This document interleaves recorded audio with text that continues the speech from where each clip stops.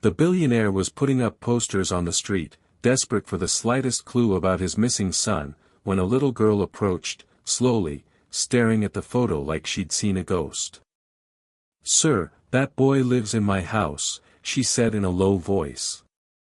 What the man would discover next would make his entire world collapse in an instant, shattering everything he thought he knew about hope, trust, and the twisted paths destiny takes. Robert had always been the kind of man who seemed to have the world in his hands, a titan among mortals. An empire built with sweat, sacrifice, and relentless ambition that refused to accept failure. Companies featured in prestigious magazines, luxury trips to destinations most people only dreamed about, a mansion that exuded power and wealth from every marble column and crystal chandelier. But all that turned to dust, became meaningless ashes, the moment Daniel, his only son, his reason for everything, vanished without a sound, without a trace, without even a whispered goodbye. 1 year. 365 days of absolute hell, each one more torturous than the last. Since then, the billionaire became a broken man, a hollow shell, a body that wafted through life while his soul dragged behind, chained to memories and unanswered questions. What's the point of gold when what I love has turned to wind? He asked himself repeatedly, the question echoing in the emptiness. Every morning, staring at the boy's empty bed, the covers still arranged exactly as they were the day Daniel disappeared.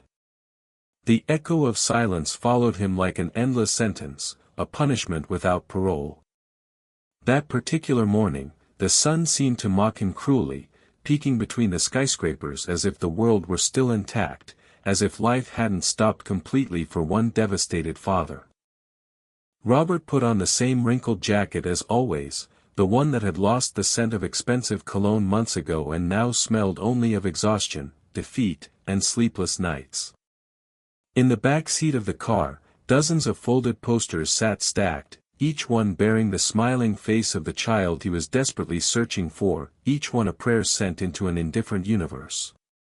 "Today I'll go further," he murmured to himself, starting the engine with a heavy knot in his chest, feeling the weight of another day of searching pressing down on him. He drove toward the neighborhoods where the streets were narrow and cracked, the walls peeling with neglect, and life seemed harsher, more unforgiving. There, no one recognized him as the powerful businessman from the magazines. There, the billionaire was just a ruined father, another broken soul among many. The pothole-riddled asphalt made the car shake violently, and he tasted the bitter flavor of defeat when he got out with the bundle of posters clutched in his trembling hand. He walked slowly, deliberately, stumbling over his own memories that seemed to rise up from the cracked sidewalks. Each dirty wall seemed to mock his impotence, his inability to protect what mattered most. He stopped in front of a rusted pole, took a deep breath that burned in his lungs, and stuck another sheet carefully. The tape didn't stick well to the rust and grime, and he tried desperately to straighten it like someone trying to fix their own shattered life with inadequate tools. "Please, someone must know about you, my son," he whispered into the morning air, his voice cracking with emotion. His hands trembled uncontrollably, and the sound of the tape tearing mixed with the murmur of the trees overhead and distant traffic. In that instant, standing alone on that forgotten street, he seemed as alone as the wind that swirled around him, carrying away hope like scattered leaves. Suddenly, unexpectedly, a curious little voice rang out behind him, cutting through his despair. "Sir, that boy lives in my house." Robert froze completely, every muscle in his body locking. His heart, which until then had beaten wearily, mechanically, seemed to leap violently in his chest. He turned slowly, afraid the voice might disappear if he moved too quickly, and saw a girl standing on the sidewalk, barefoot, wearing a worn dress that had seen too many washes, with eyes too big and too knowing for her age. "What did you say?" he asked with a broken voice, barely able to form the words. The little one pointed to the poster with her tiny finger and added with disarming sweetness, the kind of innocent honesty only children possess. "That boy lives with my mom and me." Robert felt the ground slip away beneath his feet, the world tilting dangerously. For a moment, he thought he was hallucinating, that grief had finally driven him to madness. He knelt in front of the girl, bringing himself to her eye level, trying desperately to contain the tremor in his hands. "Are you sure about that? This boy right here?" His voice was a mix of desperation and hope, fear and longing all tangled together. The girl nodded without hesitation, her eyes fixed on the poster with unwavering certainty. "Yes, sir. He's quiet. He draws a lot and cries at night. Sometimes he talks in his sleep. He calls someone by a name." Robert held his breath, afraid to break the spell, afraid this fragile thread of hope would snap. "What name?" he asked almost voiceless, his heart hammering. "Dad," the girl replied innocently, not understanding the enormous weight of that single word, not comprehending the universe of pain and hope contained in those 3 letters. Time stopped. The street sounds faded away. Robert took a step back as if he'd been physically punched in the chest. Images of Daniel playing joyfully in the backyard, colorful drawings on the walls, laughter filling the hallways like music. All came flooding back in an overwhelming rush of memory and emotion. "Oh my God," he murmured, bringing his trembling hands to his head, trying to process what he was hearing. "Do you live far from here?" he asked urgently, trying desperately to hold back the tears that threatened to spill. "No, it's right around the corner." She smiled shyly like someone revealing a precious secret. Robert didn't know whether to believe her, to run immediately, or to collapse right there on the sidewalk. The world spun dizzily around that girl who looked at him with such tenderness and such simple, devastating truth. He took a deep breath and ran his hand through his disheveled hair. "Can you take me there?" he asked with a trembling voice that barely held together. The girl frowned thoughtfully, considering the request with childlike seriousness, and replied cautiously, "I can, but my mom might get mad." Robert leaned in closer, his eyes now openly full of tears that blurred his vision. "Don't worry. I just want to see if it's him, nothing more. I promise." She hesitated for a long moment, weighing something in her young mind, then nodded with determination, her gaze reflecting an innocent bravery that moved him deeply to his core. As she started walking with purpose, the wind moved the newly stuck poster behind them. Daniel's face smiled under the faint glow of the morning light. For the first time in a long, dark time, Robert felt hope breathing again, fragile but alive.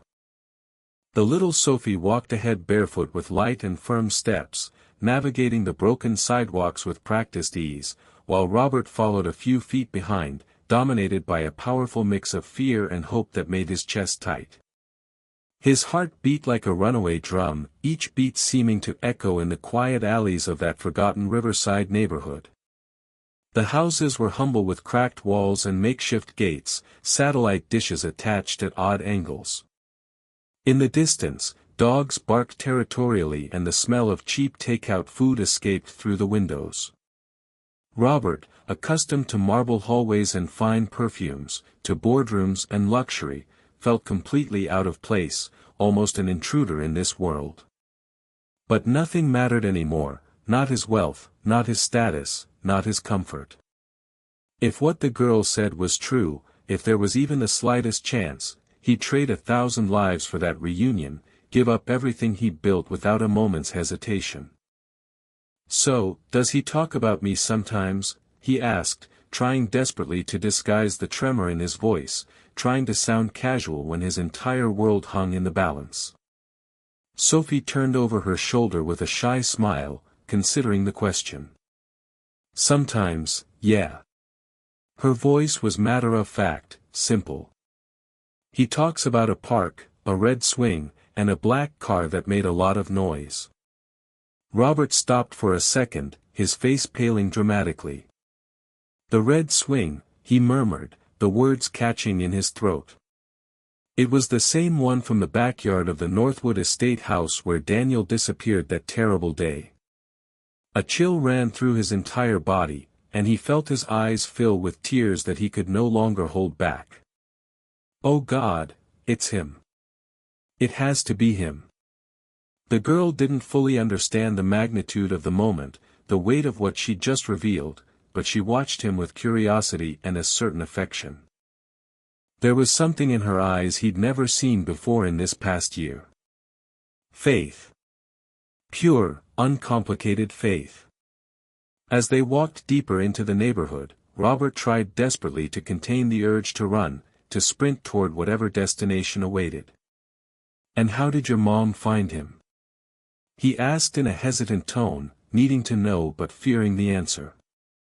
Sophie thought for a bit, her small face scrunched in concentration. "Mom said he showed up alone one rainy day. She brought him home because he was cold and hungry." The childish voice was pure, innocent, but each word resonated heavily in the man's memory like stones dropping into dark water. He clenched his fists, imagining his son lost, soaked to the bone, begging for help from strangers. The image was almost too painful to bear. "And she never tried to find his parents," he insisted, his voice tighter now. The girl shook her head simply. "He said he didn't have anyone anymore, that God sent him to us."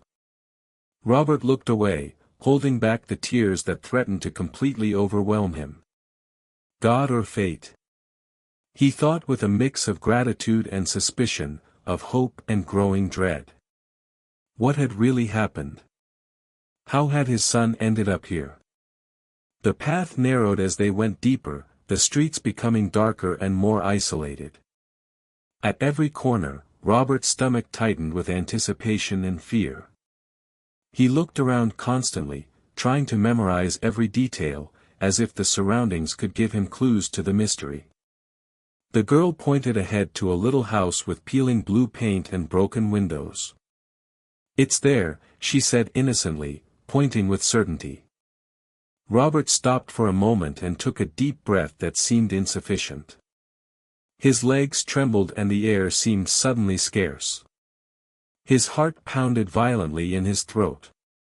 "Daniel, if it's you," he murmured like a prayer. "Please let it be you." Sophie, noticing his obvious nervousness, reached out and took his hand in her small one. "Everything's going to be okay, sir. I promise."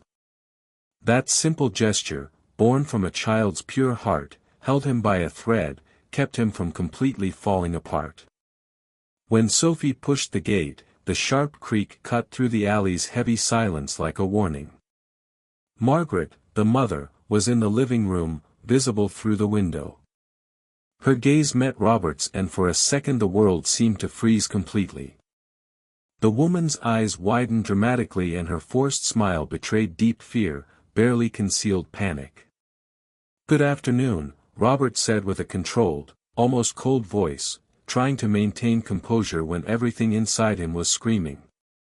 "I think my son might be here." Margaret stood absolutely still, frozen for a heartbeat, then she let out a nervous laugh that sounded wrong, artificial. "Your son here?" Her voice was too high, too sharp. "You're mistaken, sir." Sophie, confused by her mother's reaction, intervened with innocent honesty. "But Mom, it's the boy." Before she could finish, her mother turned sharply with a look that chilled the little one's blood, a look Sophie had never seen before. "Sophie, go inside now." Robert took a step forward, his voice firmer. "Please, I just want to see. I just need to look him in the eyes. If I'm wrong, I'll leave immediately. I swear." Margaret crossed her arms defensively, breathing deeply, her chest rising and falling rapidly. "There's no boy here. Leave now." The tension grew with every word, thickening the air between them. The girl, on the verge of tears, looked at both without understanding the storm brewing. "Mom, I'm not lying. The boy lives here. I swear on everything." Margaret pushed her inside forcefully, too forcefully, shouting in a voice that cracked with emotion, "Shut up, Sophie."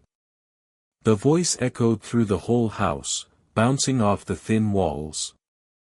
Robert stood still, dominated by indignation and pain, by confusion and growing certainty. In that instant, he recognized in her the unmistakable look of someone hiding something terrible. A heavy, dark secret that weighed on her visibly. "Why are you lying?" he asked with wet eyes, his voice breaking. "What are you hiding from me?" Margaret kept her tone firm, but sweat ran down her forehead despite the cool morning. "Don't make up stories, sir. Go take care of your own life." Robert took a step back, his throat impossibly tight. The girl cried behind the half-opened door, whispering through her tears, "Sorry, sir. I'm sorry." Before he could say anything else, before he could push further, Margaret advanced quickly and slammed the door shut with finality. The bang echoed through the entire alley like a gunshot. Robert stood there motionless, staring at the closed wood in front of him, at the peeling paint and rusted hinges. His chest rose and fell desperately, and he murmured to himself, his voice barely audible, "She's lying. She's hiding my son." With eyes full of tears and a shattered heart that somehow still beat, Robert stepped back slowly, still hearing the girl's muffled sobs on the other side of the door. The wind blew hard and the poster he held escaped from his trembling hands, flying down the narrow street. He caught it with difficulty, and when he looked at Daniel's photo again, at that smiling face frozen in time, he felt a vow born within him, solid as steel. "I'll come back, even if it costs me my life," he whispered fiercely. On the other side of the door, Sophie, trembling violently, held the same poster he dropped, which had blown under the door. Her eyes full of tears reflected something new and frightening. For the first time in her young life, she began to doubt her own mother, to question everything she thought she knew. The sound of the door closing still echoed in Sophie's head as she ran up the stairs, her heart racing with fear and confusion. Tears blurred her face and her breathing came in gasps that hurt her chest. She pushed open the bedroom door and inside the silence was too heavy, oppressive. Dimness covered the small space like a blanket. The only light coming from a broken window where the wind made the tattered curtains dance like ghosts. That's when she saw him sitting there in the shadows. Daniel, sitting in a corner with a notebook on his lap and scared eyes, looked up at her entrance. The boy seemed fragile, too thin, with messy hair and pencil-stained hands. "Sophie," he murmured doubtfully, as if fearing discovery, his voice barely a whisper. "Daniel," she exclaimed in a loud whisper, running toward him desperately. The hug was instant, desperate, full of confused emotion. "It's all okay. I swear," the boy said, trying to console her without understanding the tears, without comprehending what had just happened. "Mom got mad at that man downstairs," Sophie replied, sobbing against his shoulder. Daniel lowered his head, pressing the notebook protectively to his chest. "I heard him shout my name, and then she told me to come here and not make a sound." The fear in his voice cut the air like a blade. "But Daniel, that man knows you. He said, he's your dad." The boy's eyes opened wide, and for a second, the silence seemed to swallow the entire room. "My dad," he repeated with a trembling voice, the word strange in his mouth. "I dreamed about him last night. I dreamed he was calling me and saying he was coming for me." A chill ran down Sophie's back at those words. Then it was true, she thought aloud, taking his hands in hers. He really is looking for you. Daniel shook his head, confused and frightened. Mom said, my dad died, that no one else would want me. The words hurt, though he didn't fully understand their cruelty. Sophie pressed her lips together, trying desperately to distinguish lie from truth, to make sense of the impossible. She lies sometimes, she said quietly, looking nervously at the door. But why would she lie about that? The question floated in the air like a ghost no one wanted to face, heavy with implications neither child could fully grasp. The sound of Margaret's footsteps climbing the stairs made them look at each other terrified, eyes wide with fear. Quick, lie down, whispered Sophie urgently, pulling Daniel toward the bed. He covered himself quickly, pretending to sleep, his body rigid with tension. The knob turned slowly, ominously, and the woman entered with a forced smile that looked more like a grimace. My loves, what was all that crying? Her voice sounded too sweet to be sincere, like honey covering poison. Sophie wiped her face with the back of her hand, trying to look normal. Nothing, Mom. Just a nightmare.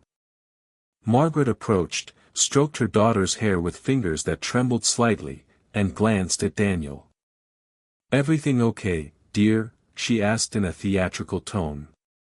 The boy pretended to wake, murmuring a yes, Mom, almost inaudible, not meeting her eyes. Good, she replied, forcing a smile that didn't reach her eyes, that didn't touch the fear visible there. I don't want any more problems.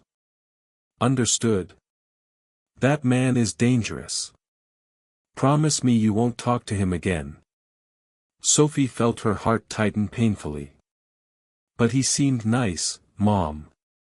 He was really crying. Margaret knelt and held the girl's face firmly, almost too firmly. There are things you don't understand yet, my love. The world is cruel. Sometimes people pretend to be good. Her eyes shone, but not with emotion, with fear.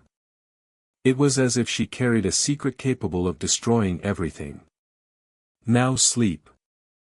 Yes, tomorrow will be a new day. When Margaret left and closed the door, the silence returned, dense and suffocating. Sophie turned to Daniel, her gaze fixed on the shadow covering half his face. Do you believe what she said? The boy asked quietly. She hesitated, drawing something invisible in the air with her finger. She saved me, but she also hid me. I don't know what's right anymore. The girl took a deep breath, holding back fresh tears. I think she's lying, Daniel. I feel it in here. And she touched her chest, right over her heart. There was something pure in that gesture and childish intuition stronger than 1,000 proofs or logical arguments. For the first time, Sophie didn't recognize the woman she called Mom. The night fell heavy over the small room, and the distant sound of sirens mixed with the contained cries of the two children. Sophie stayed awake long into the night, watching Daniel sleep fitfully, trying to understand why someone would hide a child like that. Outside, the wind battered the broken window, and she whispered to herself with newfound determination, I'm going to find out what's going on, even if I have to lose everything. The following days dragged like an endless nightmare that wouldn't release its grip. Sophie no longer saw her mother the same way. Every smile seemed fake, calculated. Every caress felt manipulative. She watched her in silence, paying careful attention to everything. The whispered calls late at night, the hidden papers quickly stuffed away, the tense glances Margaret cast throughout the window as if expecting someone. At night, when the house fell into dimness, the girl heard her mother pacing restlessly, opening and closing drawers as if trying to hide something that shouldn't be seen, that couldn't be discovered.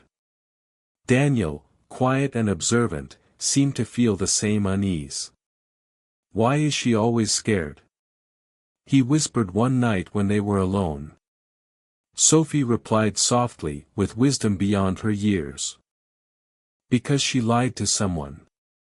And when you lie, fear never sleeps. That particular morning, Margaret left in a hurry, clearly agitated. Bag over her shoulder, eyes full of worry and something else, guilt, perhaps. I'm going to the store. Stay calm and don't touch anything, she said before closing the door firmly. The sound of the lock clicking was the signal Sophie had been waiting for. Her heart raced, her hands sweated. She's hiding something. Daniel, I have to know what. The boy, scared, tried to stop her. If she finds out, she'll get mad at you. Sophie took a deep breath, steeling herself. I can handle it, but I can't handle living with lies anymore. Then she started searching methodically, opening cabinets, lifting rugs, checking corners she'd never noticed before. Her mother's room smelled of perfume mixed with must and guilt, a strange combination. The curtains blocked almost all the light, leaving the atmosphere gloomy and oppressive. In a corner, a floorboard was loose, a small detail, but enough to spark a watchful girl's curiosity. Sophie knelt carefully, slipped her fingers into the crack, and lifted the wood slowly, revealing a dark, dusty space beneath. Inside was an old notebook with a torn cover wrapped in a faded handkerchief. She took it out cautiously, as if holding something sacred and forbidden at the same time, something dangerous. What is this? She murmured, her voice barely audible. Daniel approached hesitantly, his gaze fixed on those yellowish pages. When she opened the notebook, a chill ran through her entire body. Pages full of notes, names, dates, figures scribbled alongside in hurried handwriting. What a weird thing, she murmured, frowning in concentration. It didn't look like a diary or a shopping list. The letters were quick, nervous, as if written in desperate haste. She ran her finger over a blurry name and kept flipping, trying to understand the pattern. Why would she hide this? She asked more to herself than to Daniel. The boy, confused, just watched silently. There was something dark in that notebook. Something that made the room's air heavier, as if the words had a life of their own, a malevolent presence. Until, amid so many senseless lines, something caught her attention and made her freeze. A name. Daniel H. The girl's heart stopped for an instant. She looked at the boy beside her and then at the paper, then back again. Look, your name is here. Her voice came out trembling between surprise and fear. Daniel approached with wide eyes. My name? What does it say? Sophie shook her head, not knowing what to say, overwhelmed. I don't know, but this isn't normal. Why would Mom write that? Why would she hide it? The silence that followed was suffocating, pressing down on them. The letters of the name seemed to glow under the dim light, like a sign impossible to ignore. The girl's heart seemed about to burst. Everything spun around her. Fear mixed with confusion mixed with terrible understanding. There's something wrong, Daniel. I feel it, she whispered urgently. He looked at her uneasy, not understanding the full implications. What are we going to do? He asked helplessly. Sophie closed the notebook forcefully, as if wanting to silence the secrets kept there, to push them back into darkness. We have to find that man. He'll know what this means. There was uncertainty in her voice, but also a new kind of bravery born from the need to uncover the truth, whatever it might be. Though she didn't fully understand what the notebook represented, she knew instinctively it was the key to something much bigger and darker. With trembling hands, she tore a page from the notebook and copied everything she could, her handwriting shaky. Daniel's name, the nearby dates, and the details she remembered. The sound of the pencil scratching the paper was like thunder in the house's oppressive silence. Daniel watched her quietly, his eyes full of tears he didn't understand. "If she comes back and finds you, she won't find me," Sophie interrupted with determination. "We have to try." When she finished copying everything, she put the page carefully in her dress pocket and returned the notebook to its hiding place, covering it with the board exactly as before. Her breathing was short, her heart pounding against her chest like it wanted to escape. "Come on, Daniel. I have to find him now." As she opened the door, the afternoon sun blinded her for a moment. The hot wind hit her face, drying the tears still falling. She looked at the sky and for the first time felt something like destiny calling her. "I'm going to find him," she said to Daniel, squeezing his hand tightly. "Even if I get lost forever."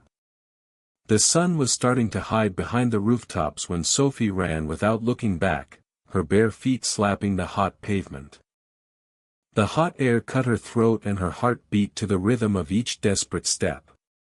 The folded page in her pocket scratched her skin as if the paper had life, pulsing with her fear and determination. Daniel had stayed behind, watching her from the window with a lost gaze and trembling hands pressed against the glass. "Be careful," he murmured, not knowing if she could hear him, sending the words like a prayer. But the girl didn't stop, didn't hesitate. There was an urgency inside her, an impulse she didn't even understand fully. All she knew was she had to find that man with sad eyes. The man who cried for the boy on the poster. The man who might be Daniel's real father. The neighborhood seemed bigger than before, endless. The streets stretched on forever. Sophie tripped over cracks, got up, and kept going with fierce determination. At every corner, she asked strangers if they knew where the man with the black car lived. Many just shook their heads dismissively. Others looked at her with pity, at this barefoot girl running desperately. Time seemed to mock her, dragging the minutes as if testing her resolve. When night finally began to fall, casting long shadows, an old man sweeping the sidewalk pointed the way with a weathered hand. "The mansion at the end of the avenue. That's where the guy who puts up posters lives." Sophie thanked him breathlessly and ran off, her legs burning with exhaustion. Her heart so strong it seemed to fill the silent streets with its pounding. Robert's mansion appeared ahead, imposing and sad at the same time, a monument to wealth and loss. The yellowish lights on the facade reflected on the iron gate, and the air smelled of loneliness, of a life unlived. Sophie stopped at the gate, doubting for an instant. What if he doesn't believe me? The fear almost made her turn back, but the thought of Daniel and that name in the notebook gave her strength. She rang the bell once, twice, 3 times, each ring more insistent. A man in a dark suit appeared and looked her up and down with obvious suspicion. "What's a girl like you doing here alone at this hour?" The little one took a deep breath, steadying herself. "I need to see the owner of the house. It's important. It's about his son." The butler hesitated, clearly uncertain, but there was something so sincere in her gaze that he finally opened the gate slowly. When Robert entered the living room moments later, his face bore the exhaustion of someone who'd lived a year between despair and hope, between sleeping and waking nightmares. Seeing the girl standing in his entrance hall, it took him a second to recognize her through his exhaustion. "You're the girl from the poster." Sophie nodded, her eyes full of tears that threatened to spill. "Sir, I found something." With trembling hands, she pulled the crumpled paper from her pocket. "This was hidden in my mom's room. I don't understand what it means, but his name is here. Daniel's name." Robert took the page, and upon seeing Daniel's name written there in that strange handwriting, he felt the world spin violently. The letters seemed to move under his blurred vision. "Where did you find this?" he asked with a broken voice, barely maintaining control. "In an old notebook under the floor," she replied, crying openly now. I swear I'm not lying. I just felt I had to show it to you. Robert sat down heavily, pressing the paper to his chest like a sacred object. Those notes, names, dates, figures. They formed a sinister pattern, a web of something dark. This is too serious. His hands trembled violently. He recognized 2 other names from the missing children posters he'd put up months ago in his desperate search. The pain turned to rage and the rage to fear, a toxic mixture. She's involved in this, he murmured almost voicelessly, the realization hitting him. Sophie looked at him confused, not understanding. What do you mean? He hesitated before answering, choosing his words carefully. It means your mother might be mixed up in something terrible. Something involving missing children. Tears ran down the girl's face freely. No, she can't be bad. Her voice came out between sobs, like a plea, denying reality. Robert approached and took her small hands in his large ones. Listen, dear. Sometimes evil doesn't wear a monster's mask. Sometimes it disguises itself as love, as kindness. His gaze was sweet, but loaded with deep sadness. The important thing is you had courage. You saved my son, and you could save many other kids, too. Sophie shook her head, not fully understanding the magnitude. I just wanted her to be good, she said quietly, the words heartbreaking. I know my girl. I wanted the world to be fair, too, he replied with a broken voice, understanding her pain. A heavy silence filled the room, pressing down on them both. Outside, the wind blew slowly, moving the curtains. Robert stood up with new purpose, wiped his face, and looked at Daniel's portrait hanging on the wall, his son's smile frozen in happier times. Where is he now? He asked urgently. In my house, in the room, she said quietly. She told him to hide. The girl's voice was a confession and a plea for help at the same time. Robert took a deep breath, picked up the phone, and made a quick call with a voice firm like he hadn't had in a long time. Get the car ready. We're going now. And call the police. Tell them to be ready. Sophie watched him with a mix of admiration and fear, not knowing what would happen next, but feeling deep down that nothing would ever be the same. He knelt in front of her and said tenderly, his voice thick with emotion, You did the right thing, little one. Now leave it to me. I promise no one will hurt you again. Sophie, crying, hugged him tightly. A pure hug from someone giving the world to a stranger and at the same time finding a new home without realizing it.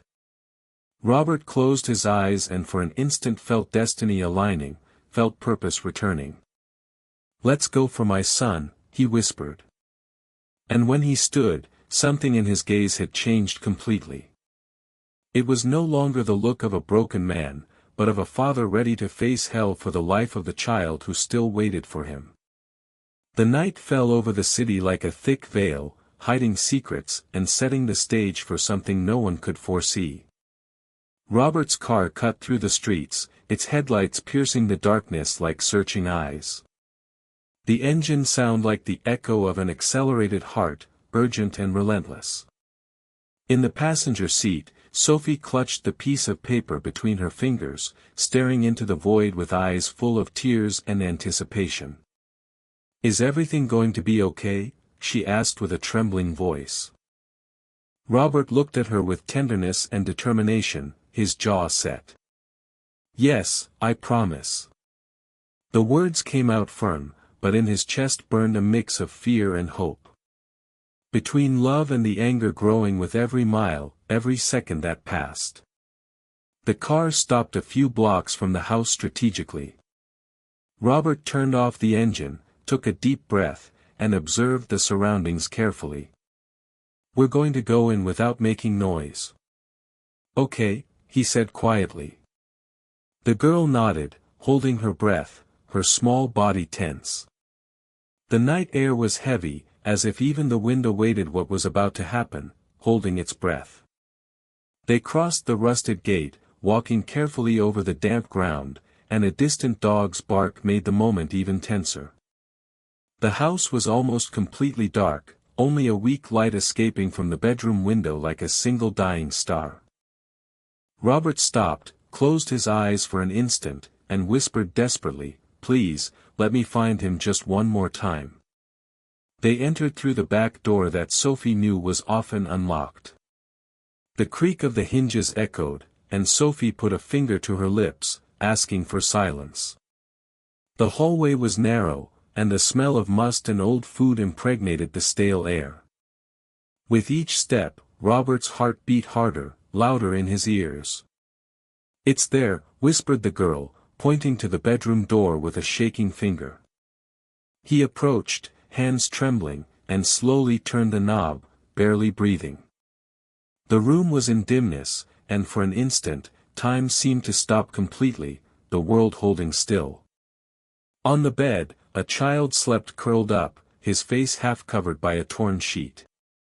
Robert took a hesitant step forward as if fearing to wake from a dream, to shatter this fragile moment. "Daniel," he murmured, his voice breaking. The boy opened his eyes slowly, confused, blinking at the approaching figure. "Son, it's me," Robert said with a completely broken voice, tears already streaming. Daniel looked at him for a second that stretched into eternity, and then something shone in his eyes. Recognition. Memory flooding back. "Dad," he whispered, barely audible, the word a miracle. Robert fell to his knees, tears running uncontrollably. "Oh God, my son," he hugged him tightly, like someone fearing time would snatch him away again, like someone drowning and finding air.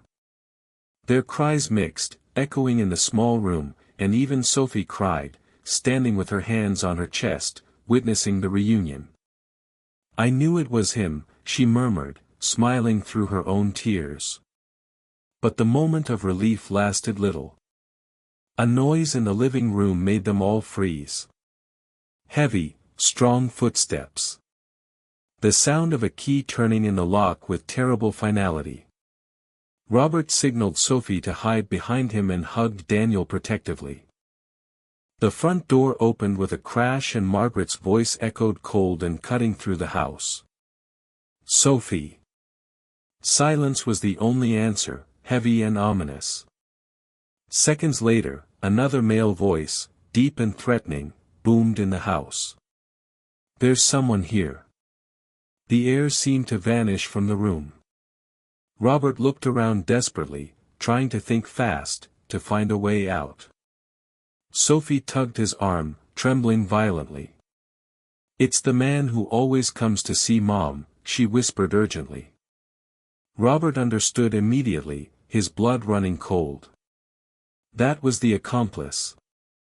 The bedroom door burst open violently and Margaret appeared with blazing eyes, her face twisted with fury and fear. "What do you think you're doing here?" she shouted, her voice a mix of fury and desperation. Sophie stepped forward bravely. "Mom, what's going on? Why did that man come? And why was his name in your notebook?" The silence became immediate, thick. Margaret took a deep breath, her gaze wavering between her daughter and Robert, between the life she'd built and the truth crashing down. "You want to know? Then you'll hear it all." Her voice came out firm, loaded with something between guilt and cynicism and defiance. "I work with people who take kids. Sometimes we sell them. Other times we ask for ransom, but I couldn't hand over Daniel."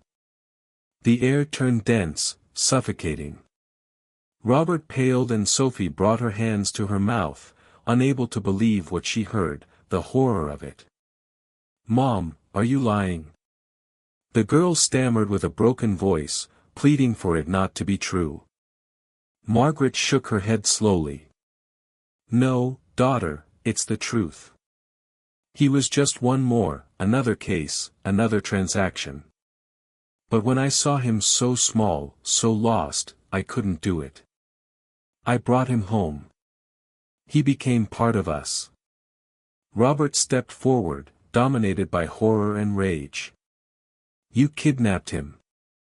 You destroyed my life, my entire world. Margaret looked at him with teary but cold eyes. And you? What do you know about losing? You have everything. And still you lost him because you trusted too much, because you were careless. Sophie cried uncontrollably, her world shattering. Mom, why did you do that? Why with him? The woman approached trying to touch her daughter's face, but Sophie backed away, recoiling. Because I had no other choice, Margaret murmured, her voice breaking. The people I work with don't forgive.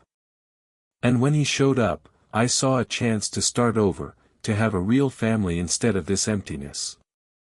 Robert shouted, his voice breaking the silence like shattering glass. You call that love?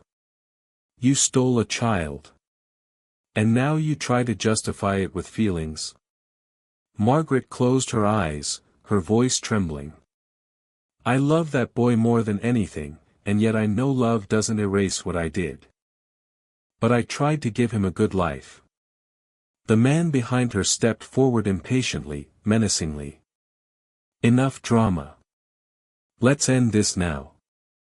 Sophie grabbed her mother's arm desperately, her small fingers clutching. Don't let him hurt us, please, Mom. Margaret took a deep breath, her face tense, her gaze lost between her daughter and the accomplice. There's no turning back now, my love, she said quietly, her voice hollow. Robert, with Daniel in his arms, trembled between rage and compassion, between hatred and understanding. You could have asked for help. You could have told the truth, he said with a choked voice. Margaret looked away, murmuring bitterly, the truth never saved me from anything, Robert. It only condemned me to more poverty, more suffering.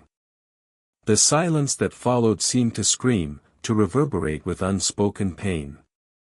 Sophie, full of horror, stepped back, feeling her legs give way beneath her.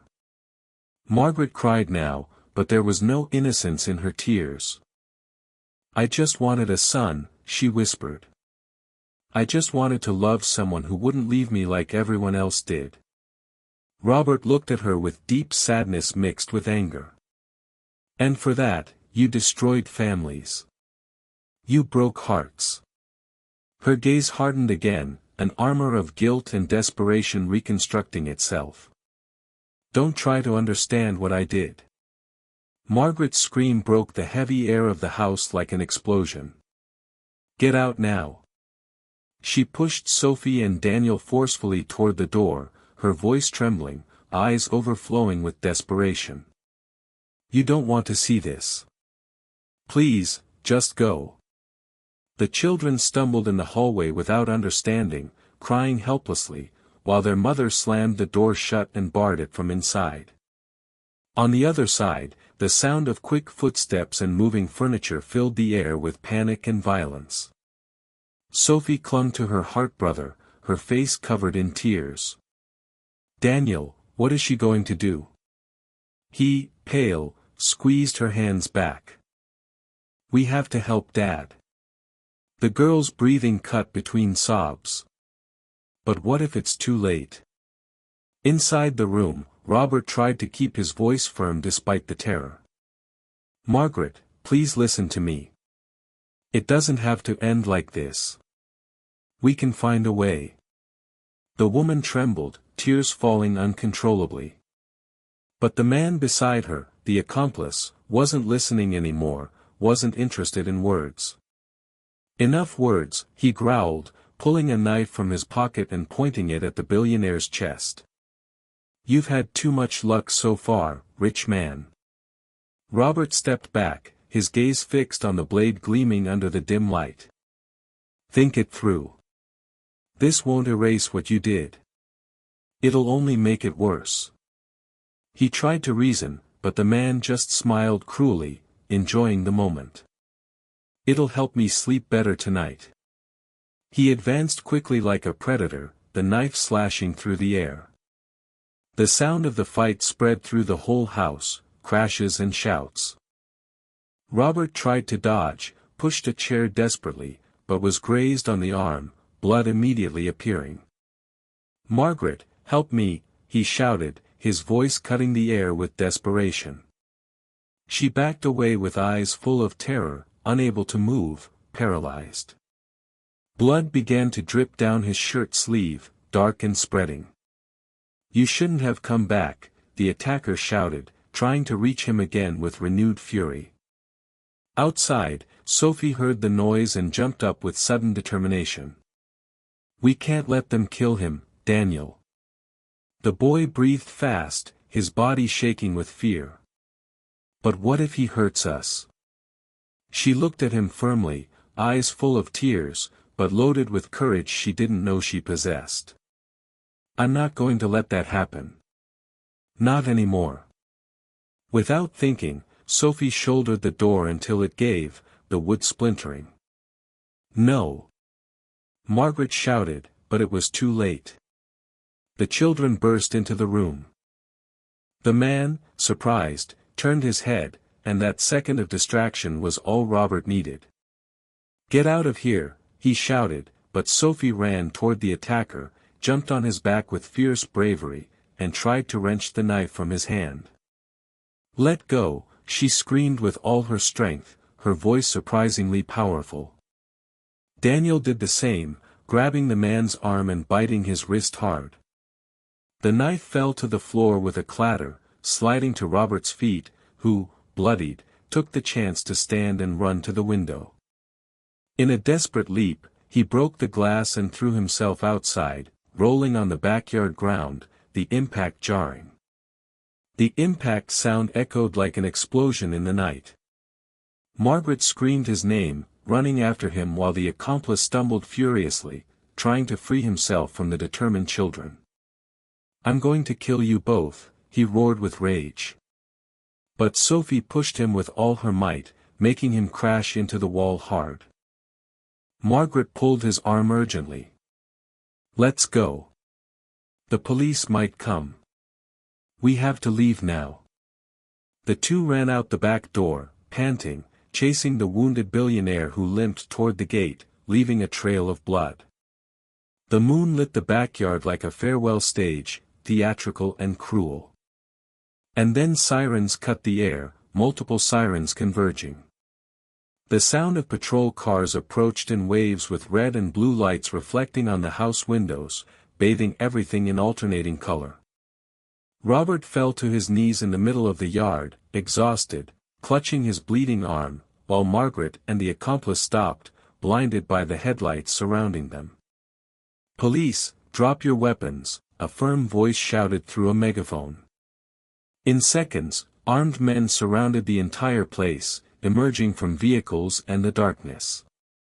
The accomplice tried to run but was taken down with a blow, officers swarming him. Margaret stood still, arms up, face covered in tears of defeat.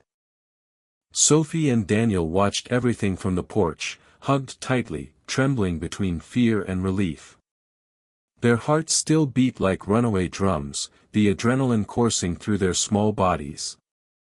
Margaret looked at her daughter one last time, her face devastated, broken.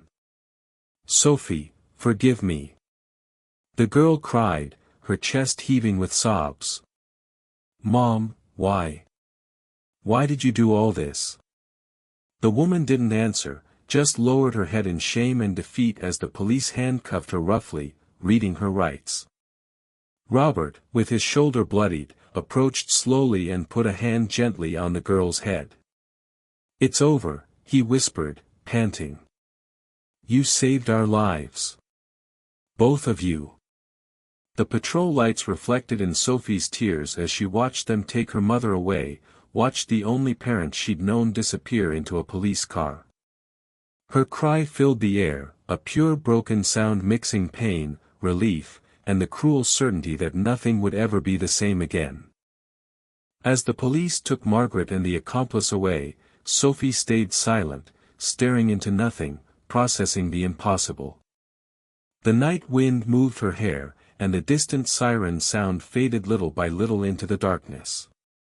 Robert knelt in front of her and Daniel, exhausted, hugging them both at once with his good arm. "You were the light in the darkness," he said with a choked voice full of emotion. "Without you, I never would have found my son." Sophie sobbed without strength to respond, her small body shaking. That night, amid ruins and tears, the innocent love of two children had faced evil and defeated it.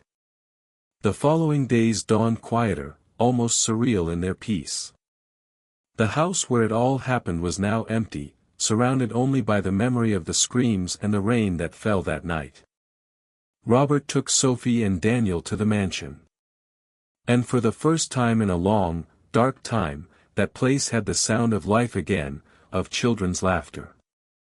Windows opened, fresh air entered, and the sunlight seemed to clean the shadows of the past, washing away the grief. Sophie looked at everything with a lost gaze, not knowing where she belonged, if she belonged anywhere. "This place is too big for me," she murmured, sitting on the enormous couch.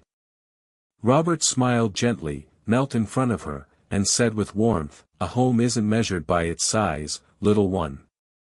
It's measured by love, and you brought love back to this house." Robert's wounds healed slowly, the physical ones at least, but his heart started to mend faster. Daniel didn't separate from Sophie. They played together in the backyard like siblings reuniting after a war, inseparable. Sometimes silence filled the place and the girl stayed still looking at the sky, clearly remembering her mother despite everything. Robert watched her from afar with tenderness and understanding. "You miss her, don't you?" he asked once, sitting beside her on the swing. "Yes, despite everything that happened," she nodded, her voice small. "A daughter's love doesn't erase easily, but sometimes loving is also forgiving what you don't understand," he said gently. Sophie rested her head on his shoulder without saying anything. That gesture was enough, said everything. The news spread fast through the media. Margaret had been sentenced and the accomplice imprisoned for a long list of crimes involving multiple missing children. Sophie heard the outcome in silence, her face unreadable. When Robert hung up the phone, she only asked quietly, "Will she be okay?" He hesitated before answering honestly. "She'll pay for what she did, but maybe in the end she'll find peace." "I hope so, for your sake." That same day, the official confirmation came. Margaret had lost custody of her daughter forever. Sophie stayed quiet for a moment, her gaze distant, then whispered, "I just want her to know I still love her." Robert felt a lump in his throat and hugged her tightly. "And that's why you're special, because even hurt, you still know how to love."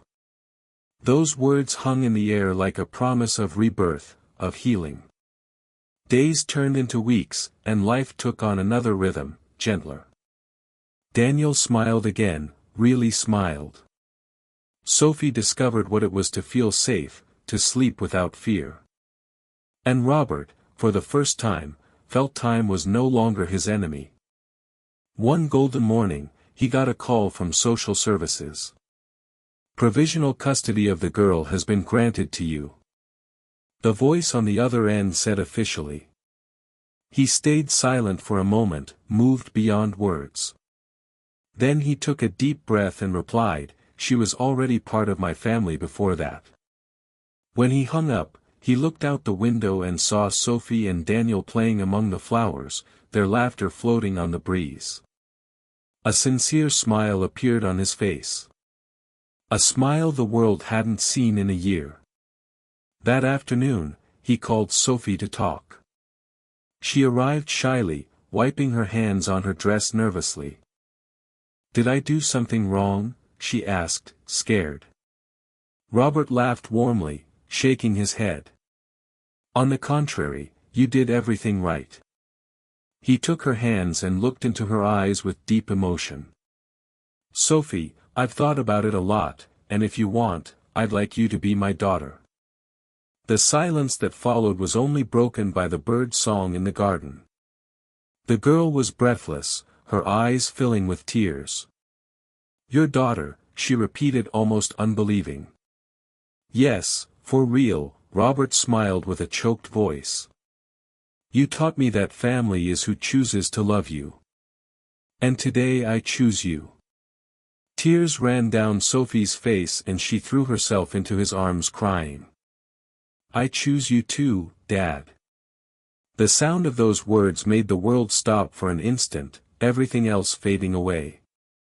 Daniel ran toward them, hugging them both, and the three stayed there, united, as if time had finally stopped hurting.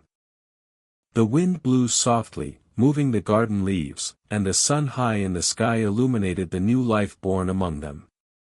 No wealth, no luxury, no fortune would ever have as much value as that moment, that perfect moment. Robert looked at them and thought, "Pain destroyed me, but a girl's love rebuilt me." Months later, during the adoption ceremony, the judge asked Sophie, "Do you want to keep your last name or change it?" She looked at Robert and Daniel and replied with a smile full of shine. "I want the same as theirs." And when the document was signed, a new chapter began, not of pain, but of redemption. Robert lifted his daughter in his arms and said, "Now we're a complete family." The girl hugged him tightly while Daniel laughed, spinning around them in joy. And for the first time since the day everything collapsed, Robert felt his heart at peace, truly at peace, because in the end he discovered that the deepest miracles don't come from the sky, but from a child's love. If you enjoyed the content, don't forget to subscribe to the channel for more videos like this. Leave a like to support us and turn on notifications so you don't miss any updates. That helps us keep creating the best for you. Until next time.